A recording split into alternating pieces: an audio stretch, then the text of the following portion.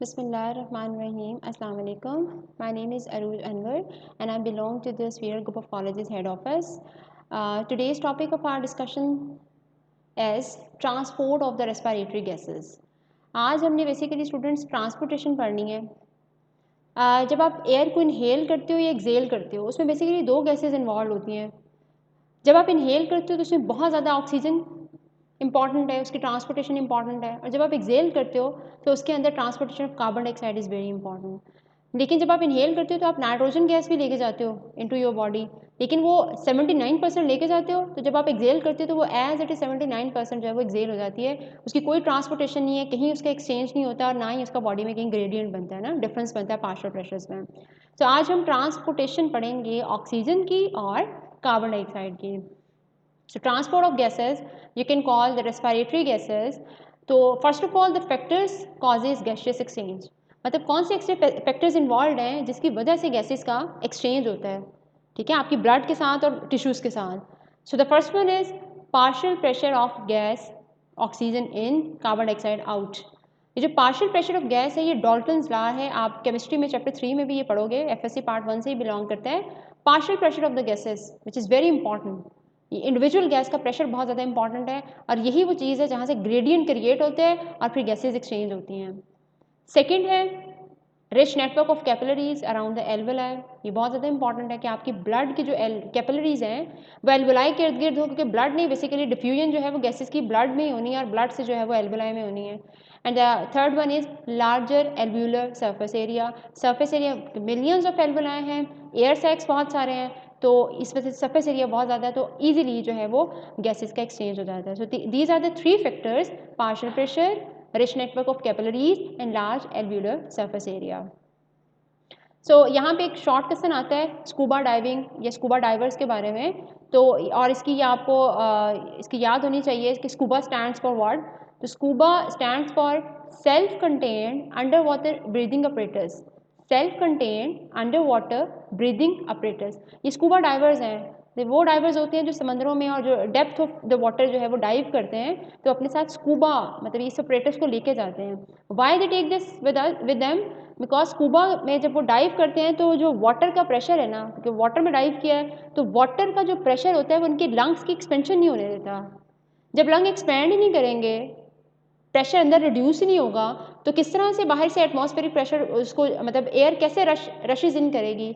So that's Y scuba diver जो अपने साथ अंडर वाटर ब्रीदिंग अपरेटस लेके जाते हैं, जिसमें वो ऑक्सीजन गैस को किसी और इनर्ट गैस के साथ मतलब हीलियम या नियॉन के साथ मिक्स करके लेके जाते हैं, और फिर जो ऑक्सीजन का प्रेशर होता है वो अपने अकॉर्डिंग वहाँ पे सेट करके उसको ऑक्सीजन को इनहेल करते हैं। So this is all about the scuba divers या स्कूबा डाइविंग, या आपने इसको याद रखना है स्कूबा स्टैंड्स फॉर। और why they take this apparatus with them, because the water pressure reduces the expansion of the lungs.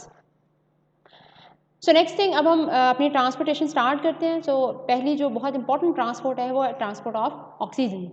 तो मैं दोबारा एक दफ़ा आपको बता दूं कि जब आपने ब्रीदिंग की थी और आपने इनहेल किया था एयर को, तो आपने जो एयर अंदर लेके गए थे उसमें ऑक्सीजन की कंसनट्रेशन ज़्यादा थी, 21% ऑक्सीजन, ठीक है।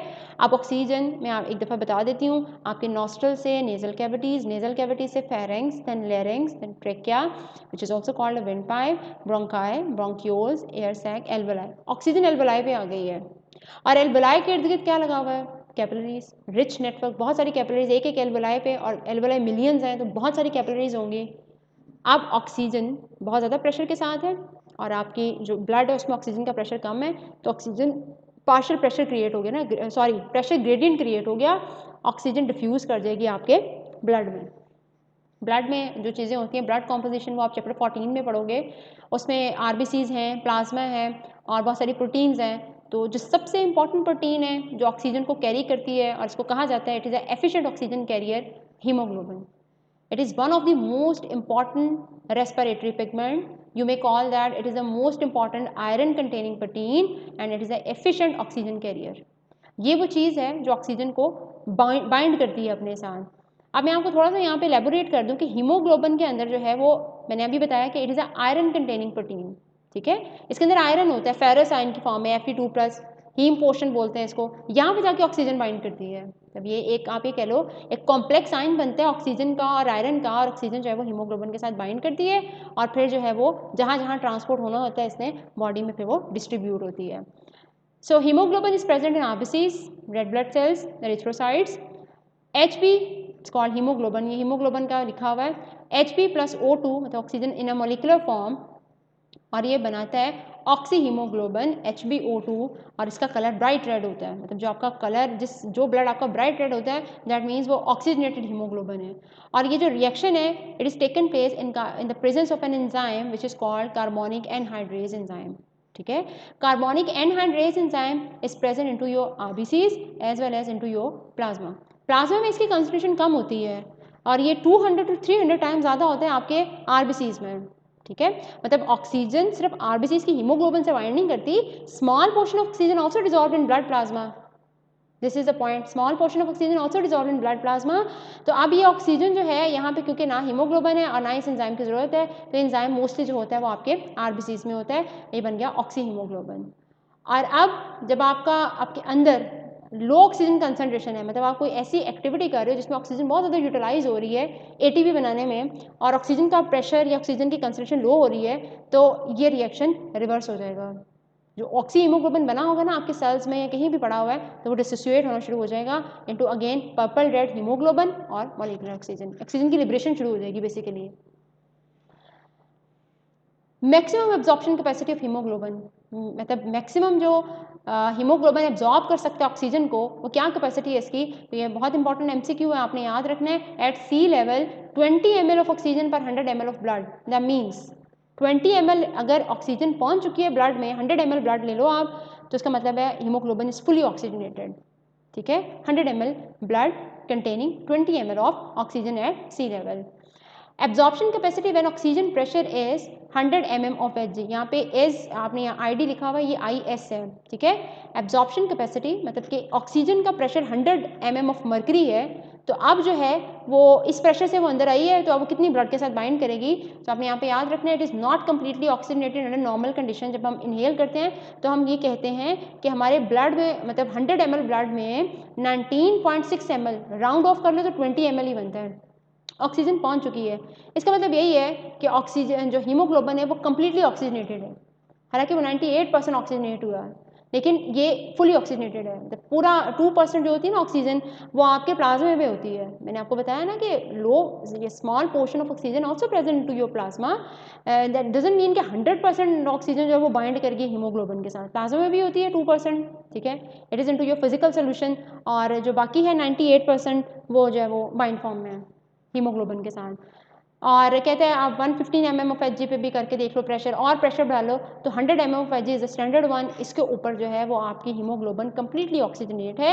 इसके बाद फर्दर वो सैचुरेट हुई हुई है, और बाकी जो 2% बची है वो आपके ब्लड प्लाज्मा में है। तो कंक्लूजन ये है कि haemoglobin is completely oxygenated at 100 mm of mercury, so any higher pressure oxygen pressure would have the same results. 115 कर लो, 120, 118 व्हाट्सोएवर, यही रिजल्ट होगा। And when oxygen pressure is low it is 60 mm of Hg, जैसे पहले बात किया था हमने कि जब ऑक्सीजन की कंसंट्रेशन लो हो जाती है या आप कोई बहुत ज़्यादा एक्सर्शन कर रहे हो और ऑक्सीजन इनटेक उतना नहीं है, या वैसे ही कुछ एजमा पेशेंट या जब एजमा अटैक है तो ऑक्सीजन नहीं अंदर जा रही है, आप किसी ऐसी हाई एल्टीट्यूड्स पे हैं जहाँ पे ऑक्सीजन का प्रेशर लो है, तो फिर क्या होता है 60 mm of Hg in cells and tissues, so oxy haemoglobin dissociate rapidly. तो वो वही वाला रिएक्शन जो है मैंने आपको बताया था, HbO2 is converted into haemoglobin, oxygen की लिबरेशन होगी, फिर आपकी बॉडी की ऑक्सीजन यूटिलाइज होना शुरू हो जाएगी। और जो है वो अक्सर आपने देखा होगा जो ये कश्मीर में या हाई एल्टीट्यूड पे लोग रहते हैं उनके यहाँ पे बहुत ज़्यादा रेड पर्पल कलर की जो है ना स्पॉटिंग हुई होती है, वो इसी वजह से होती है, ऑक्सीजन का प्रेशर कम है तो उनकी ऑक्सी हीमोग्लोबिन डिसोसिएट होती रहती है, so that's why purple red colour का हीमोग्लोबिन उनके अंदर ज़्यादा होता है। So next, what are the factors affecting capacity of haemoglobin to combine with oxygen. यहाँ पे TWO ये 2O मतलब TO2 है। कौन से ऐसे फैक्टर्स हैं जो हीमोग्लोबिन को डिस्टर्ब कर सकते हैं कि वो ऑक्सीजन से बाइंड ना करें। सबसे पहले तो है जी कार्बन डाइऑक्साइड की कंसंट्रेशन, ये कार्बन डाइऑक्साइड का प्रेशर। अगर आपके ब्लड में ऑक्सीजन से ज़्यादा कार्बन डाइऑक्साइड मौजूद है, ठीक है, मतलब आपकी बॉडी का मेटाबॉलिज्म तेज़ है और इनहेलेशन कम है, तो कार्बन डाइऑक्साइड प्रोड्यूस हो रही है बॉडी में, तो carbon dioxide pressure increased, ultimately oxygen pressure is decreased. So capacity of haemoglobin to hold oxygen become less, क्योंकि ऑक्सीजन की कंसंट्रेशन भी कम है, उसका प्रेशर भी कम है। कार्बन डाइऑक्साइड का प्रेशर ज़्यादा है और कार्बन डाइऑक्साइड बाइंड करती है हीमोग्लोबिन के साथ, लेकिन डिफरेंस याद रखना है, oxygen bind with the iron ferrous ion, ठीक है, और carbon dioxide bind with the amine group of the haemoglobin. Haemoglobin is basically a protein made up of several thousand amino acids, तो ये अमाइनो ग्रुप के साथ bind करती है, not with the iron. तो कार्बन डाइऑक्साइड और oxygen में ये डिफरेंस है, लेकिन ये बाइंड करती है carbon dioxide.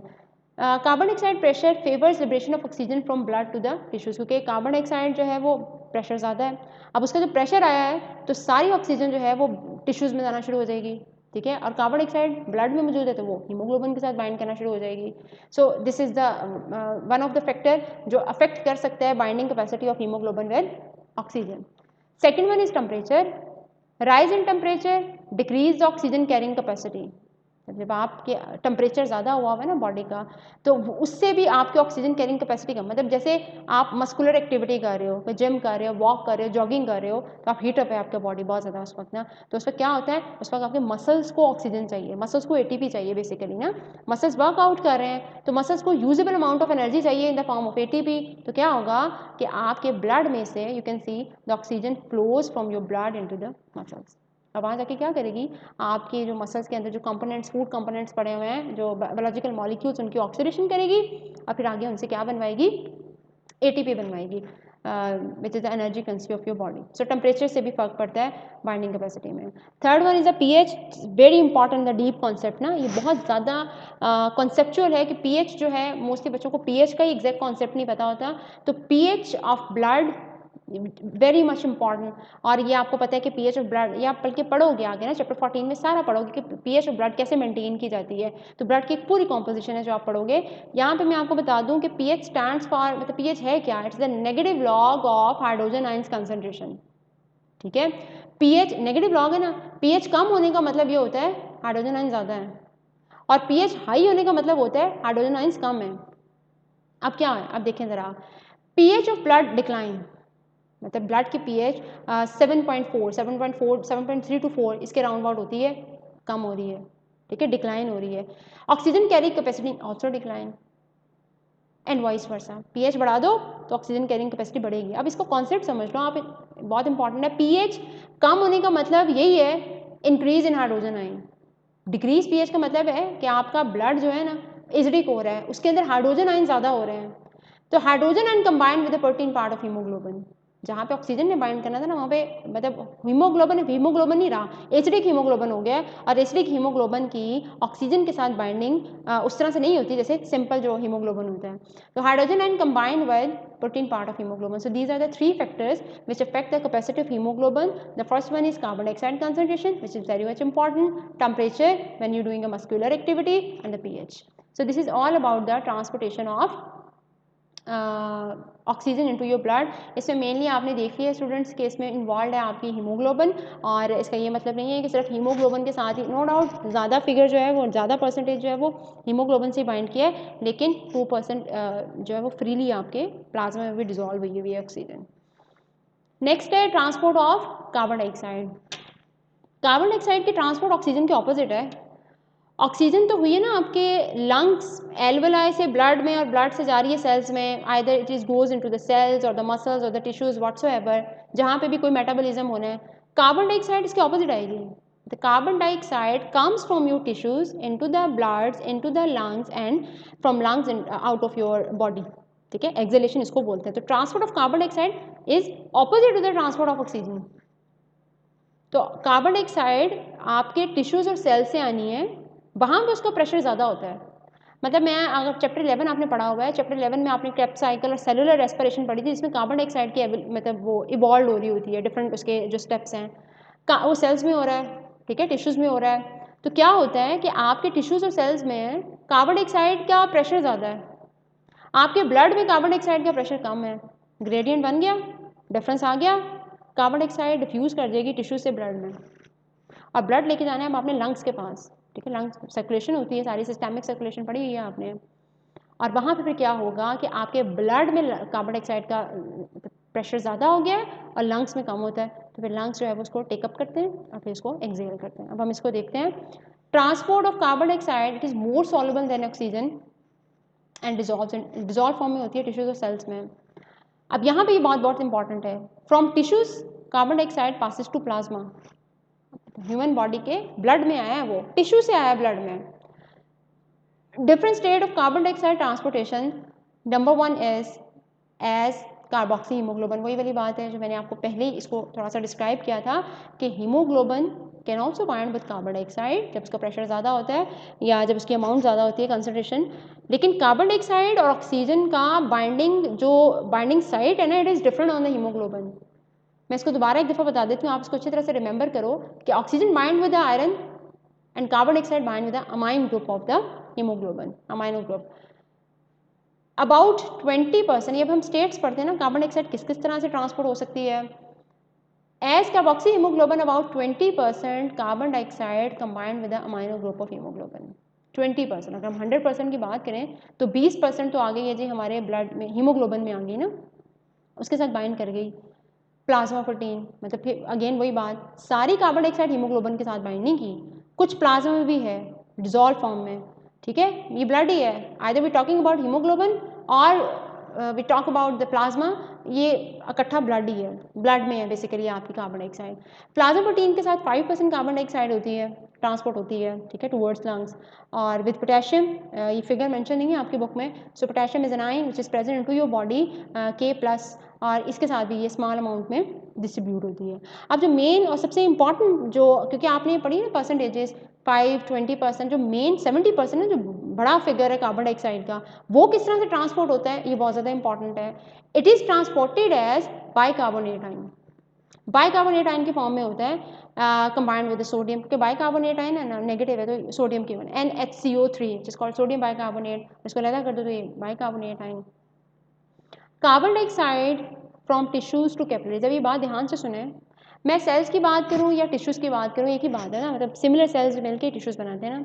Carbon dioxide comes from tissues, tissues में ज़्यादा कहाँ से आई कार्बन डाइऑक्साइड, कैसे ज़्यादा हुई, बहुत इंपॉर्टेंट क्वेश्चन है। मेटाबॉलिज्म हो रहा है, ठीक है, आपकी फूड ऑक्सीडाइज हो रही है, आपकी फूड पे क्रेब्स साइकिल चल रहा है, बहुत सारी स्टेजेस, ग्लाइकोलाइसिस चल रहा है, जहाँ से कार्बन डाइऑक्साइड इवॉल्व होती है, ठीक है, डिकार्बोक्सिलेशन बोलते हैं इसको। टिश्यू से कहाँ आई, कैपिलरीज में। अब कैपिलरीज में दो चीज़ें हैं, प्लाज्मा भी है, आरबीसीज भी हैं।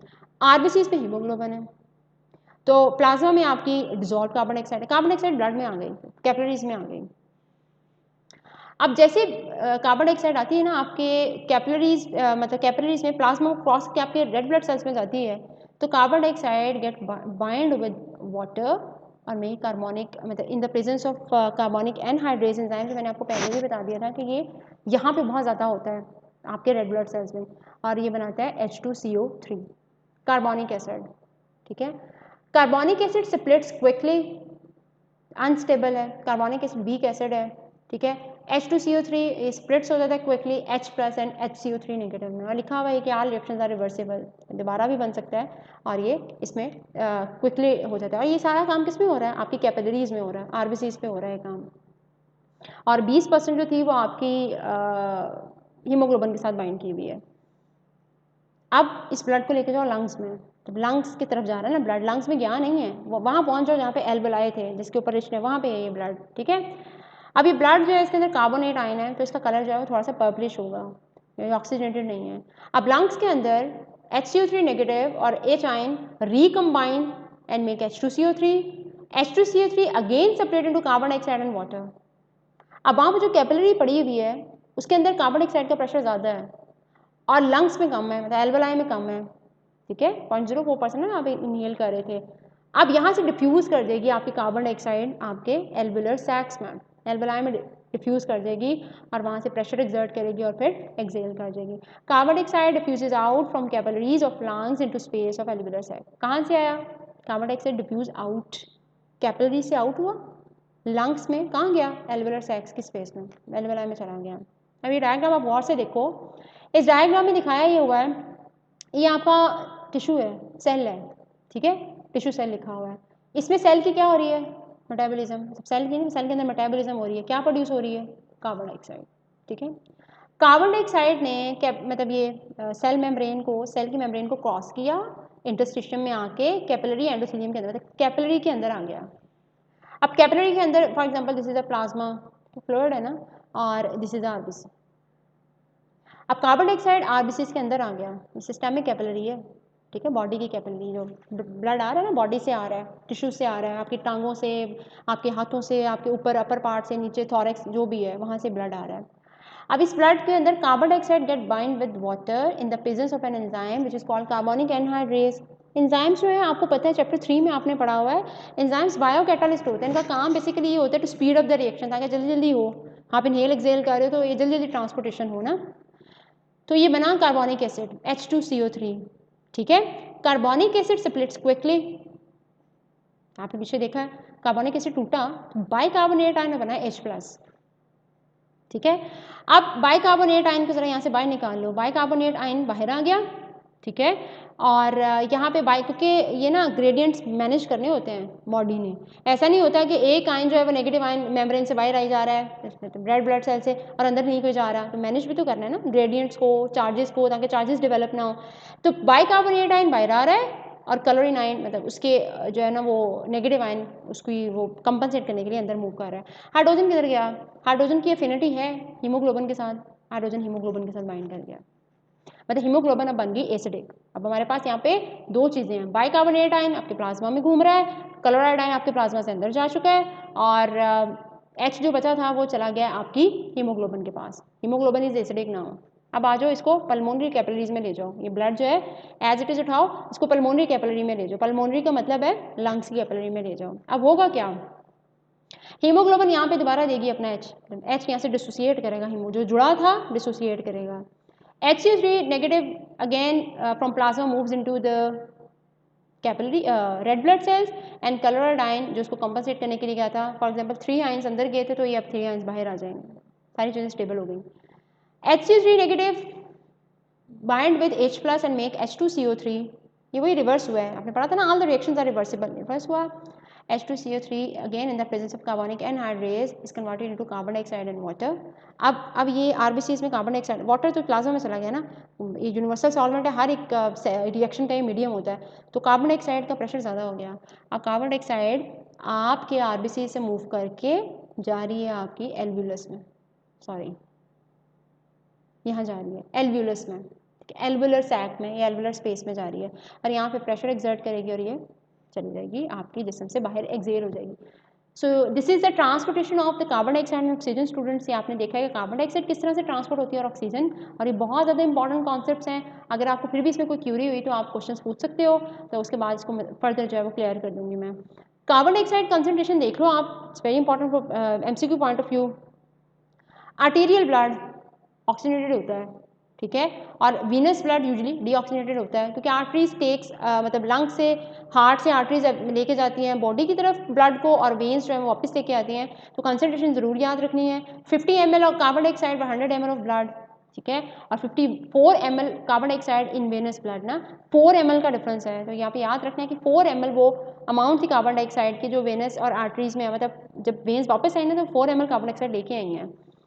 तो यहाँ पे यहाँ याद रखना है कि 100 ml of blood takes up 4 ml carbon dioxide when passes through tissues and gives a 4 ml of carbon dioxide when passes through lungs। तो वही जो है ना 4 ml कंसम्पशन फिर वो आप एक्सेल कर देते हो 4%। This is all about the transportation of carbon dioxide oxygen. आपको उसमें जो भी पॉइंट समझ नहीं आया तो आप उसको दोबारा पूछ सकते हो, ठीक है। और बाकी ये इंपॉर्टेंट कॉन्सेप्ट्स हैं, इनको अच्छे तरीके से देखें, ये डायग्राम आप फिंगर टिप्स पे रखें, फ्लो शीट में याद करोगे तो it will be easy for you. Thank you so very much.